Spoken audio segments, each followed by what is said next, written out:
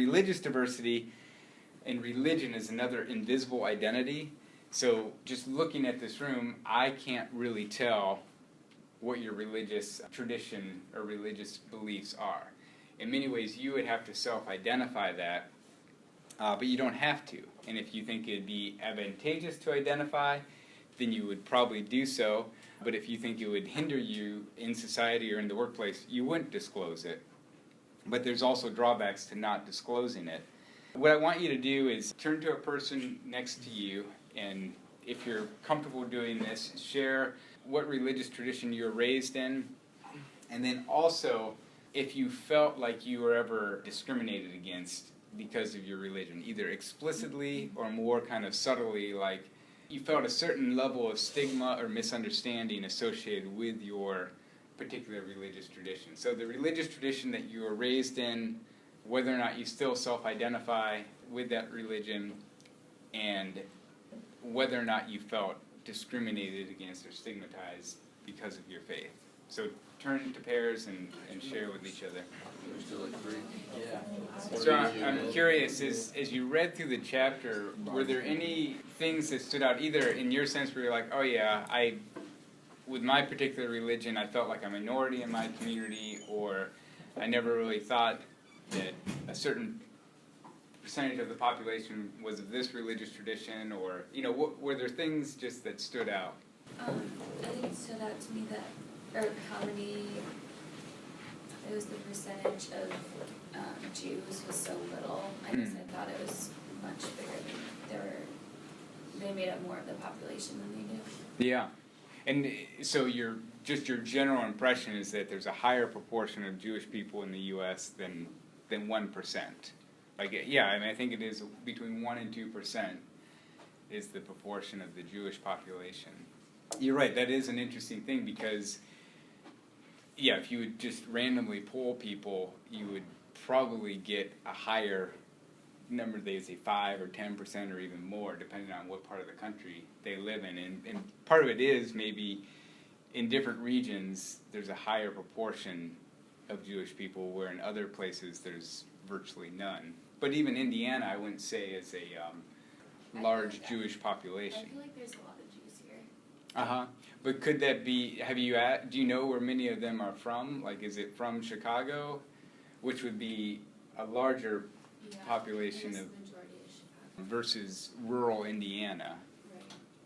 So in a lot of, I think the interesting thing is our perception of society and demographics is based on our social position. One interesting thing for me is that the population of conservative Christians or conservative Protestants are among the least educated amongst the religious traditions. So the Jewish population is probably the highest educated, and then non-religious is pretty high, or atheists, but at the bottom is conservative Christians. And I always found that to be baffling because, I would identify myself as a Christian and I'm highly educated. Most of my friends are highly educated, and so I would think, oh, okay, they're highly educated. But if you look at the whole population across the country, you recognize, oh, there's a large proportion of conservative Christians that don't go to college.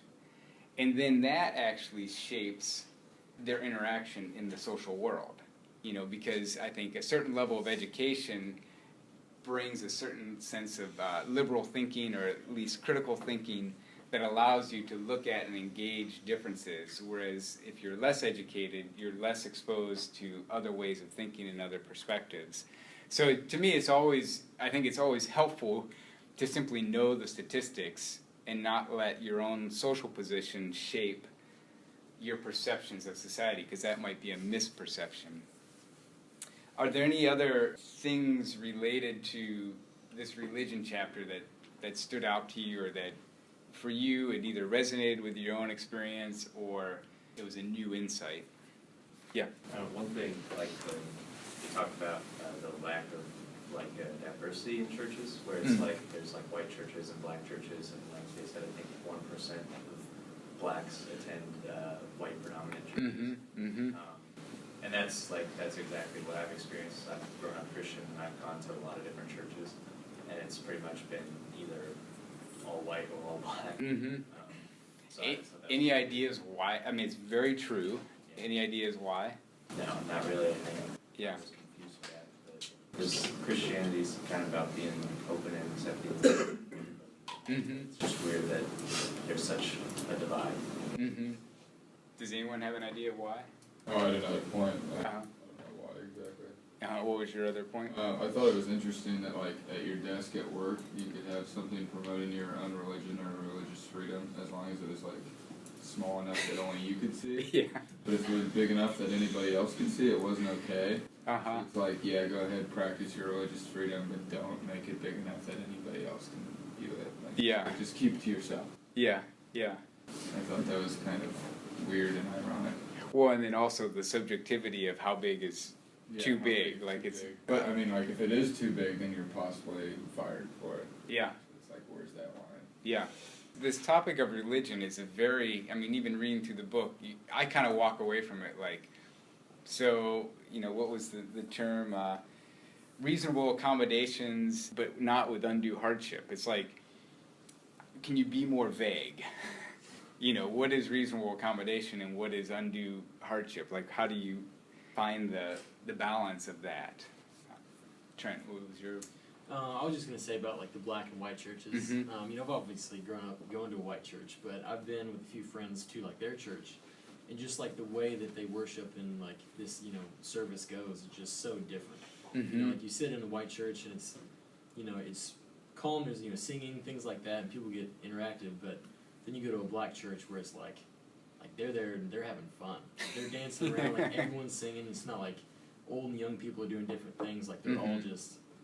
There's so much, you know, energy going on. Mm-hmm. Then you go back to my church and it's like the old people, you know, they don't, you know, hardly even stand half the time Uh-huh. to sing just because, you know, I don't know, but you know, I feel like you put a lot of those people that are uncomfortable, you know, with that in like the black church. That's why they kind of separate. They just like to, you know, worship in different ways. Mm-hmm. So, I mean, I have to admit, both of them were interesting. You know, I Mhm. wouldn't not go back to either one, but it was just really weird. The first time I went, I was just like, you know, this is like almost like a little party going on. Uh-huh. Everyone's dancing around. It was a lot of fun. So if the black church was in some ways more appealing, why didn't you continue going? If that, I mean, if I was just going to do an assessment, I'd say, Trent, it seems like you preferred the black church, Yeah. but why do you end up at the white church? I usually just go with like my family, Uh-huh. my parents, and they always go. You know, they've been going to the same church for a long time. So Sure.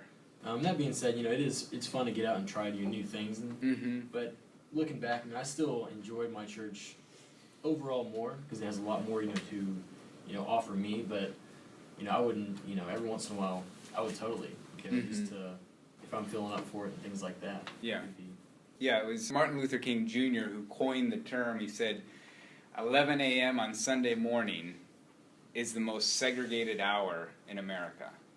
And this was, 40 years ago. But it's still the case. And I would argue on a couple levels that, one, a church or religious congregation is a social organization. There is a faith component to it, but it's also a social organization, just like other social organizations. And then added on to that is this phenomena of homophily, where we are drawn to and attracted people who are similar to us. And we actually avoid going to people who are different. So even, I can relate to you, like the experience of being in a black church, it's, at the end of the day, you're going to go to where your family is and where familiar, even though there's nothing inherently displeasing about the black church, it's just the gravity and the pull towards the familiar.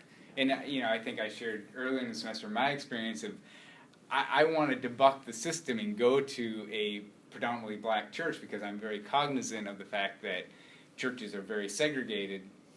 And if I care about diversity and racial equity, then I don't want to be contributing to reinforcing this separation. So I go to this black church, was involved with it for several years. But when I stepped back and looked at who my friends were, like who the people I actually had close interactions with, it was the other white people who joined that church, and actually we had a lot in common because we were these presumably progressive white people who wanted to go to a predominantly black church, and so we had a lot in common. Like in terms of homophily, there was a reason why we were friends with each other. And then even the black people that I was friends with, when I looked at who I was actually friends with, it was the African immigrants. So they weren't people who had grown up in the U.S., but they were African immigrants, and they are also grad students or highly educated people. And so again, I was in a predominantly black environment, but I still gravitated towards the people in that community that were closest to my social profile. So it's hard to escape that. And religion in the U.S. has a very unique history. I mean, there's no other country in the world where religion has played out in the way it has in the U.S. And in many ways, it's a fascinating story, and it feeds into this idea of American exceptionalism. On many accounts, America is unique. It's not similar to other developed countries, and usually our closest comparison is the European nations. And on many levels, like with social welfare, we're unique in that regards, and in particular with religion, and how religion has sort of played out. And in many ways, religion has been on the decline in Europe for generations. I mean, it's clear secularization is predominant within the European countries, where religion is just on the decline, and everyone expected religion to be on the decline in America, in the U.S., but it just hasn't happened. It's this, the levels of religiosity have been sustained, and a part of that is the origins of the U.S. And I think understanding religion in the U.S. today, in order to understand it, you need to understand the uniqueness of how religion was handled in the origins of our country. And there's a couple videos that I'm going to show that play out the history of religion in America, which I think are helpful in understanding where we are today and how it is kind of confusing this, you can exercise your religion but not impose it on other people, but also not be impeded from practicing your religion. It's this dance that we do where there's protections on both sides. Each year, the President of the United States lights a national Christmas tree, hosts a Hanukkah party at the White House, and issues a proclamation honoring Ramadan. Only in America. Indeed, America is known for religious tolerance. In fact, it is not an exaggeration to say that America, where people of all faiths are free to worship or not worship as they please, invented modern religious tolerance. This tolerance, which Americans take for granted, didn't exist anywhere in the world before America invented it. How did this happen? To answer that, we have to look to America's origins, which were overwhelmingly religious and, to be precise, overwhelmingly Christian. To put it another way, America became the religiously open nation that we know today because it was first a Christian nation, specifically a Protestant one. Let me explain. Until the beginning of the 16th century, religious life in Europe was dominated by the Catholic Church. All religious power was concentrated in the Pope and the Catholic clergy. They determined religious doctrine. The power structure was top-down. All that changed in 1517 when Martin Luther, a German priest, led a revolt that came to be known as the Protestant Reformation. The theme of the Reformation was that people should be free to interpret the Bible and manage their houses of worship as they saw fit. A bottom-up power structure. The most zealous of England's reformers were known as the Puritans, so called because they wanted to purify the Church of England. Some of these Puritans became so disenchanted, they decided they had no choice but to leave England. Only in the new world of America, untainted by European prejudices, could they practice their Protestant Christianity in its purest form. We know these hardy souls as pilgrims. The strength of their conviction can easily be measured by the incredible risks they took in crossing the North Atlantic on small wooden sailing ships, of which the Mayflower was only one. True to their religious background, these early settlers, and those that followed, were fiercely independent. Given that the Puritans believed that people should read and interpret Scripture for themselves, how could it be otherwise? Not surprisingly, it didn't take long before disputes broke out among the settlers regarding doctrine. In fact, the colony of Rhode Island was established in 1638 as a haven for some of these dissidents. Throughout the 17th century, more colonists arrived, including Catholics and Jews, but their numbers remained small relative to the Protestant majority. All the way through American independence in 1776 and the Revolutionary War that followed, Protestants remained dominant. But with more settlers came more religious discord. The only thing that everyone could agree on was that religion, specifically Christianity, firmly rooted, it's important to note, in the Hebrew Scriptures, was central to the new nation's life. When the colonies became states and wrote their state constitutions, they were noticeably Christian in their language and tone. But beyond that, there was little uniformity. Some states granted privileges to specific religions, while others expressed religious freedom for everyone. Delaware required an oath of office that professed faith in God and Jesus Christ. North Carolina prohibited any atheist or one who denied, quote, the truth of the Protestant religion, unquote, to hold office. A handful of states required office holders to be Christians. Some others required public officials to simply state they believed in God. On the other hand, 5 states prohibited clergy from holding office. This crazy quilt, anyone can interpret Scripture on their own, state by state, church by church character of early American religious practice, which is both distinctly Protestant and uniquely American, led to the atmosphere of tolerance that was present at the founding of the nation. Indeed, it's enshrined in the First Amendment to the U.S. Constitution. Congress shall make no law respecting an establishment of religion or prohibiting the free exercise thereof. Given America's English and European roots, places where governments officially sanction one religion, this was a singular advance in human freedom. So, when the President of the United States lights a national Christmas tree, hosts a Hanukkah party at the White House, and issues a proclamation honoring Ramadan, we should thank those headstrong Puritans. So overall, this video is good, but I feel it in many ways oversimplifies or paints too rosy of a picture, because there is religious tolerance in the U.S., and it is distinct.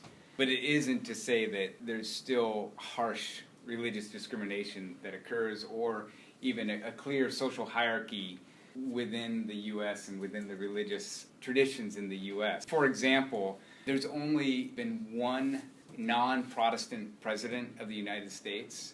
Only one Catholic. President Kennedy was the only president who wasn't of a Protestant faith. And also, there's never been an atheist who's been a president of the United States. So, in a sense, if you look at the religious diversity of the U.S. and who is the leader of the United States, it's always been a Protestant Christian. And in many ways, if you look at the religious hierarchy, it's the Protestants who are in control. And even within Protestantism, there's a hierarchy. So in a sense, this probably doesn't play out as much now, but the Episcopalians tended to be the wealthiest and the most educated amongst the Protestants, and they were the ones in positions of power.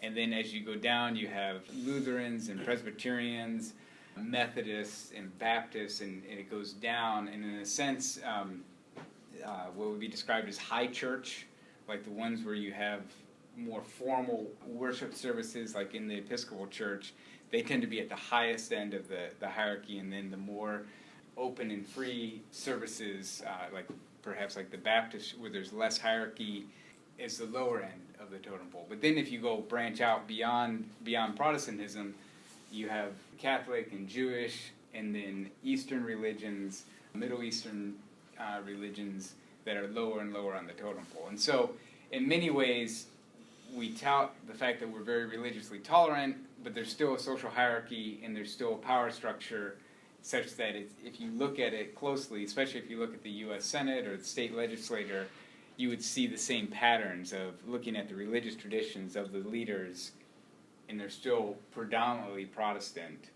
And again, it's a power issue of then what values should be endorsed and supported and which ones should be suppressed. And many of it is driven by this idea of xenophobia. And xenophobia plays out in any social setting where it's basically a fear of the other or someone that's different or strange. And I know for myself and all of us, we're influenced by this xenophobia where you just, if something's different or odd or strange or not normal, we tend to stay away from it, and we also stigmatize it.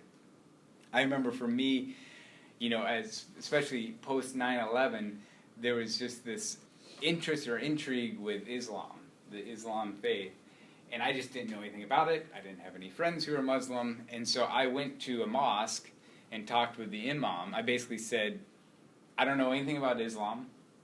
You're a priest within this religious tradition. Tell me about Islam. And what was interesting for me was hearing the details of the faith tradition versus the sensationalized media reports of Muslim extremism.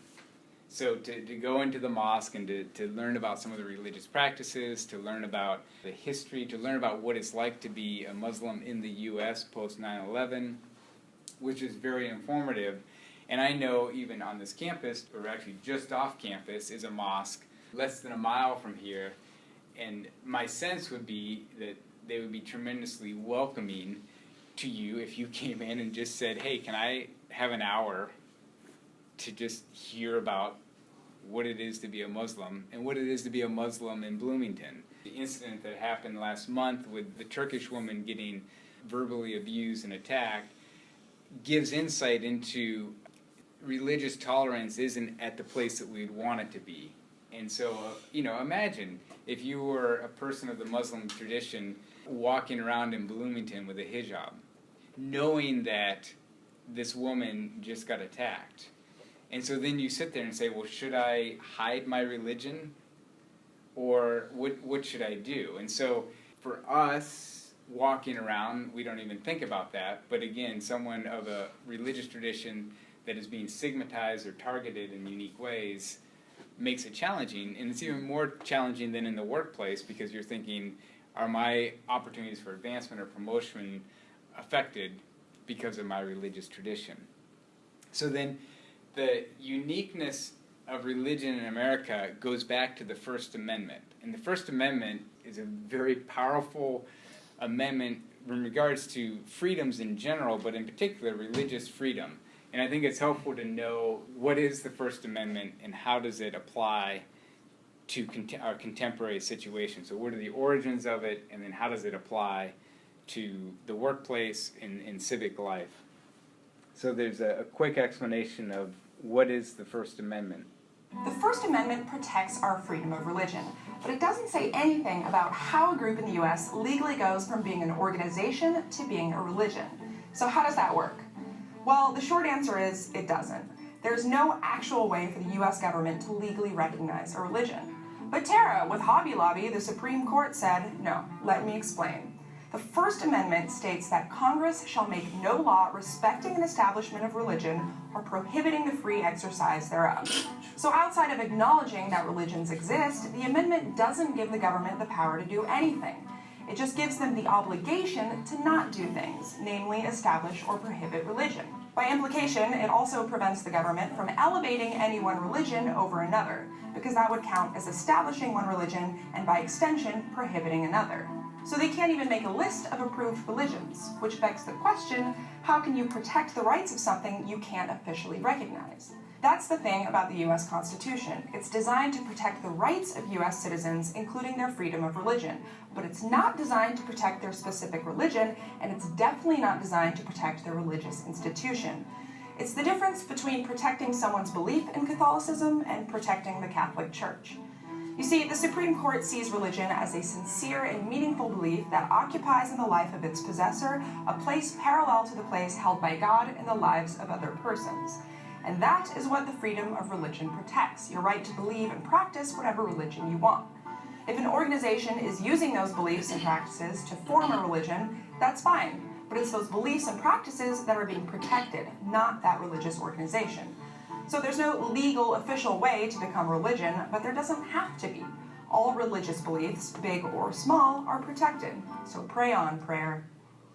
So the First Amendment, I've had to read it multiple times to figure out what exactly it's saying, and it helps to know the context in which it was written.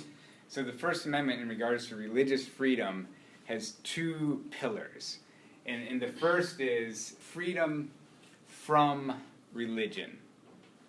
So and what that means is when they were writing the Constitution and the Amendment, they were writing in a context of coming from nations where there was an official state religion, the Church of England, or where the Catholic Church was the supreme authority.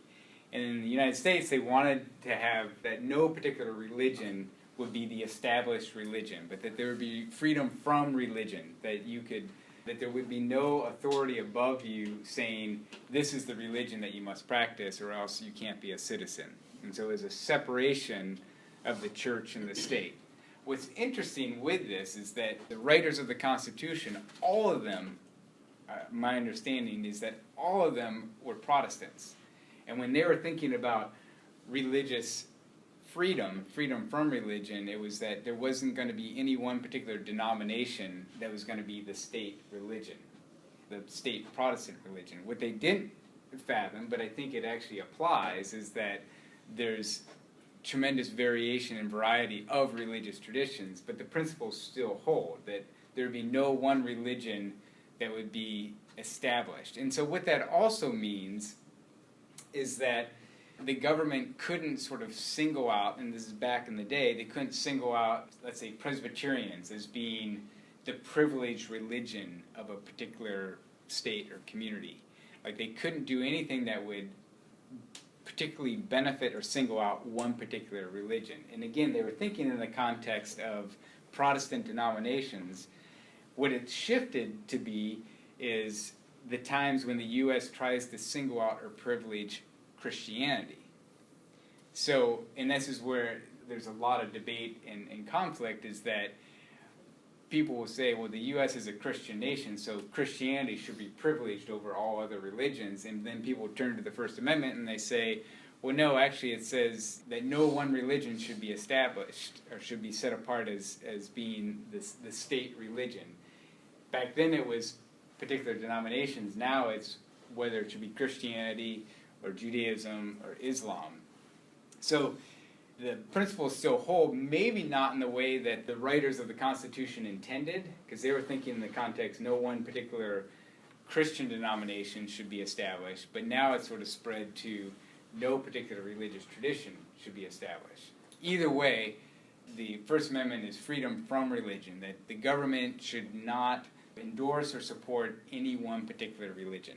That's just what the Constitution is. That's unique to the U.S. In other countries, it's very clear that the government endorses and supports and privileges a particular religion. In the U.S., that's not how we're organized. The second pillar of the First Amendment with regards to religious freedom is freedom for religion, or freedom to practice your religion, so that no one can come in and say, can inhibit you or impede you from practicing your religion.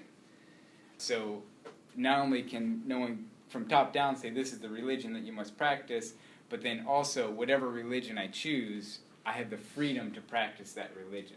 And even what the video talked about is that basically the government has to be hands-off. They can't impose religion and they can't impede religion.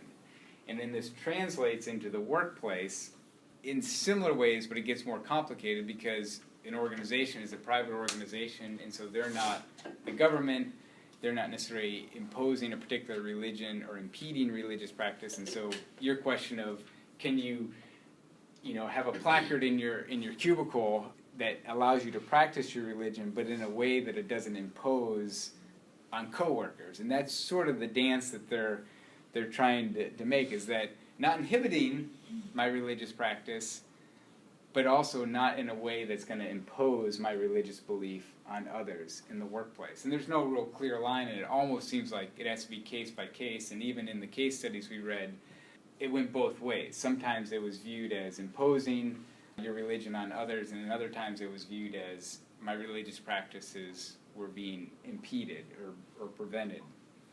A couple terms that are helpful to know, whether it's regard to the workplace or just religion in general, is that religiosity is the extent to which a person practices their religion.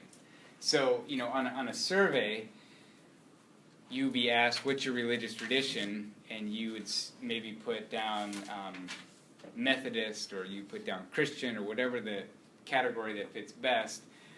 But if 10 people put down that same answer, there's probably 10 different levels of religiosity, of how devout they are. So some people would be at one end where they're extremely devout, and when they put down Christian, it's like their central identity, it's the central marker and anchor of who they are and how they live out their life. And for another person, it's like, well, I'm not Muslim, and I'm not Jewish, and so I guess I'm Christian, or I was raised Christian, but the daily relevance or implications it has to my life is virtually non-existent. And maybe even a year from now, when I fill out the survey, I'm going to not put Christian, I'm going to put no religion. It's sort of just a vestige of your upbringing, and that just the relevance to your life is no longer apparent. And I would describe those people as culturally religious, or like cultural Christian or cultural Jew. Like you still have the culture associated with that religious tradition, but the personal faith practice and daily living out of that faith tradition is no longer there. It's just the culture that's still there. The culture is still important, but it's not necessarily religious faith being practiced. And so it's a very complicated thing, because you could have a large percentage of the population identifying as being Christian, but to me the real question is, what's your level of religiosity? How important is your faith to you? How devout are you in practicing it? Some of the more extreme cases, and one of you asked, like, what is fundamentalism and what is a fundamentalist? And a fundamentalist from a Christian perspective is someone who it emerged in the early 1900s of basically saying, we take the Bible literally, like the fundamentals of the Christian faith, we're going to enforce and uphold. And it also plays out in Islamic fundamentalism, basically where you take everything literally and to an extreme. So fundamentalism is basically just taking things to an extreme and having a very rigid view of that particular belief system and not seeing any other options. Some of the things that are interesting with the U.S. and with religion that stand out to me is how religion is privileged. Like we talk about, there's no federal protection for homosexuals, employment discrimination, but there is for religion. And people are like, why should someone be protected, their religious tradition be protected, but not their sexual orientation? That just doesn't seem equitable. But a lot of it is the history of the U.S. being a very religious nation. And some of the things of protections for religion, like on the U.S. Census, you will not be asked, you've never been asked, what's your religious tradition? It's because it's this freedom from the government imposing on how you're going to practice your religion or what religion you're going to practice. Also, churches are exempt from paying taxes. So again, this separation of the church and the state. Even congregations don't even have to file with the IRS. So if you wanted to know the average annual revenue of churches in the U.S., it's really hard to know, because there's no IRS tax filings of how much they make. If you're a minister, an ordained minister, you get the money that you spend on housing is tax deductible. So if you spend, let's say, $30,000 a year on your housing as a minister, you get a tax deduction from it. There's no other vocation in which the U.S. government gives deduction for housing. So there's this tradition of privileging religion, and arguably people would say, why? Why do we still do that? What if you're the director of a nonprofit organization? Shouldn't you be eligible for this deduction in housing expenses? So there's a lot of things woven into the history of religion in America that gives it a special privilege. To me, religion in the workplace is a confusing dynamic because you have the Christians who are the ones who are presumably the ones in power, but their power is eroding, and it's a much more religiously pluralistic society. And so then how are we navigating these new religious perspectives, and more so the people who are non-religious? So it's a growing population of people who don't even claim any religious tradition. It's sort of like if you looked at race or any other social category, if there was a group that was aracial, like no race, like, okay, how does that fit into the social hierarchy? So there's uniqueness about religion that makes it much more complicated, and it's something that you can switch in and out of. You can start off as one particular religion and then switch into another religion or switch into no religion at all, which is very different than most other social categories that are more inherent to who you are. So there's another clip that PBS put together, a documentary, very fascinating, of just sort of what again, religion in America and the uniqueness of that. Coming this fall to PBS.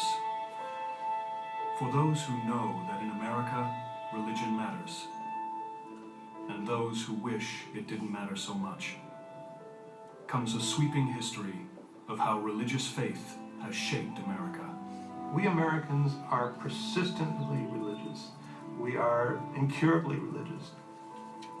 This fall, God in America examines 400 years of the country's enduring quest for religious liberty and its impact on society, politics, and the spiritual experience of Americans. That noble idea passed on from generation to generation, the God-given promise that all are equal, all are free, and all deserve a chance to pursue their full measure of happiness. This is this great conversation we've had from the very beginning of American life.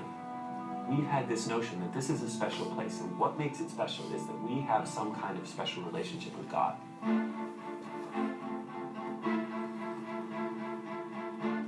It is the story of how Europeans' attempts to convert Native Americans was met with violent rebellion.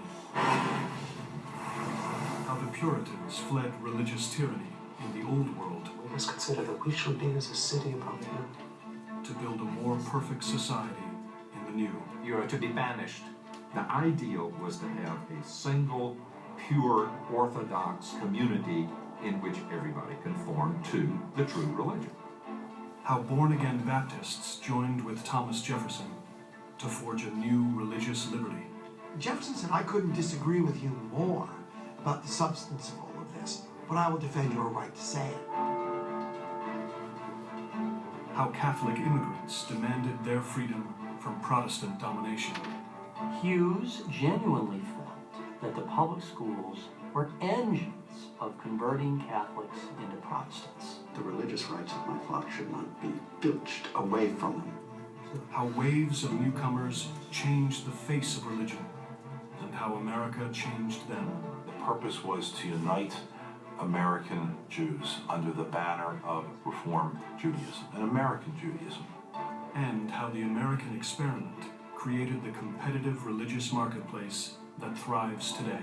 There is this new style now, this new spiritual but not religious style. You can't divorce faith from the American experience. It really is our historical and cultural DNA.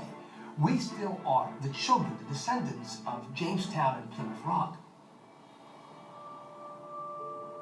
God in America is the dramatic history of the struggle for faith and freedom, rewritten by war, by politics, and by spiritual imagination. Slavery is a divine institution, say the people in the South. It is the story of faith and the Civil War. Slavery is a satanic evil institution, say many in the North. Both sides believe that God is with them. And the president's private spiritual journey.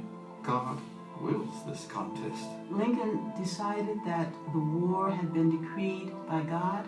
He had no choice but to see it through to its fruition. Of the religious foundation of civil rights and the faith of a visionary leader.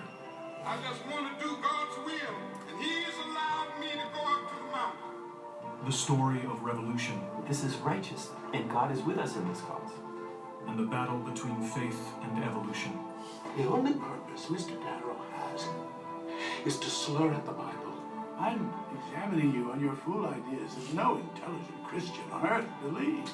It is a story of spiritual awakenings. I bless the Lord. He hath let me see which was the clear ministry and which the wrong. And political awakenings. I know that you can't endorse me, but I want you to know that I endorse you. They began to see it as a way to win elections.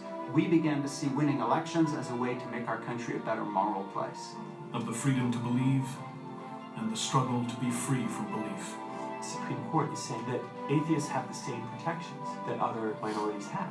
Of the quest for truth, faith, and power in the most religiously diverse nation on earth. We are a nation of Christians and Muslims, Jews and Hindus, and non-believers.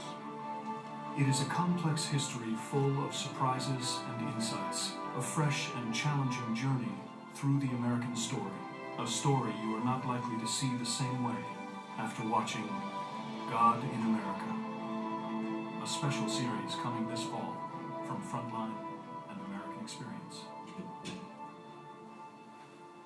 So when you trace the history of religion in America, it's very complicated, and I think where it gets really complicated is when religion becomes politicized.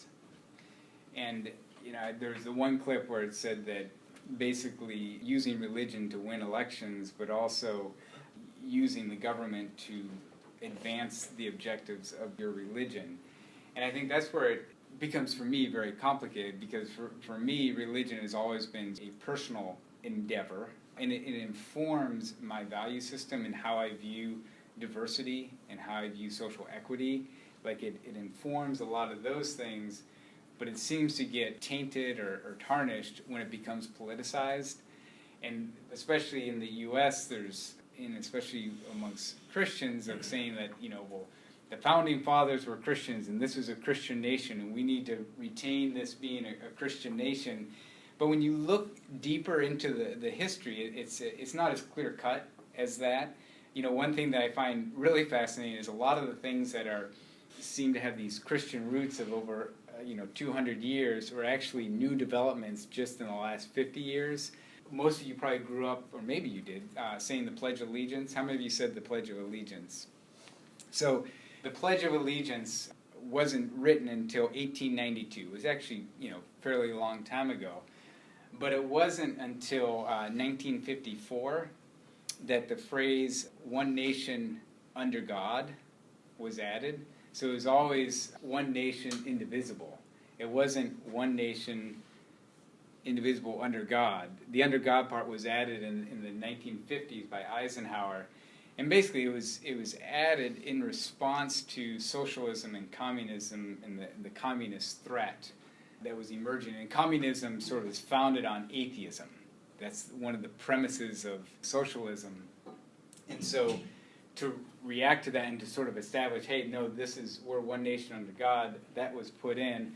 Also, if you look at your dollar bill, it says, "In God we trust." Again, that was something that wasn't on U.S. currency bills until the 1950s. Now, it was on coins for some reason earlier, but it basically established that all U.S. currency would have that starting in 1956. Olivia? So why did they add the under God phrase? Well, my understanding is that Eisenhower and others is right after World War II. The Soviet Union had been established, and there was this worldwide threat of communism spreading. And so there was the Red Scare, where people who were thought to be sympathetic to the socialist movement were outed as a witch hunt. And so basically to solidly affirm that we are God-fearing, God-believing nation, that was one way to signal that, is my understanding of why that was put into the Pledge of Allegiance and into the U.S. currency. Well, to me, what's interesting is that it's a fairly recent phenomenon. It wasn't since day one of the United States. This was part and parcel of who we are as a nation. Now, clearly, the majority of people who established the U.S. were Christian, But I don't know if they sort of had the intentions of having to be a Christian nation in the ways that it is highly politicized today as being a Christian nation. I don't think you can make that direct link. And so then you have religion in the public sphere, which is focusing on my personal life and my freedom of exercising religion. And then you have religion in the workplace. And that's where it gets more complicated. On Thursday, we're going to talk about the things related to RFRA, which is the Religious Freedom Restoration Act, from the religion perspective, not the sexual orientation perspective, and also Title VII as it applies to religious practices and freedom. Organizations like Hobby Lobby and Chick-fil-A and other workplace environments that have certain religious orientations that they're wanting to promote or not promote. But I think helpful in knowing religion in the workplace, it's important to know that it's religion in the workplace in the U.S. context, because that's what makes it unique, because religion in America is unique. And also on Thursday, I'm going to dedicate time for you guys to talk about your projects. So if between now and Thursday you have questions related to the progress or development of your diversity audit project, come up with those questions, and I'm just going to have time where I'm going to make myself available to answer any questions. If you're wondering, okay, what should the presentation involve, and what does the write-up need to include, and do we have enough data, and any questions or concerns you have about the project, I'm going to set aside time on Thursday to address those. That's all.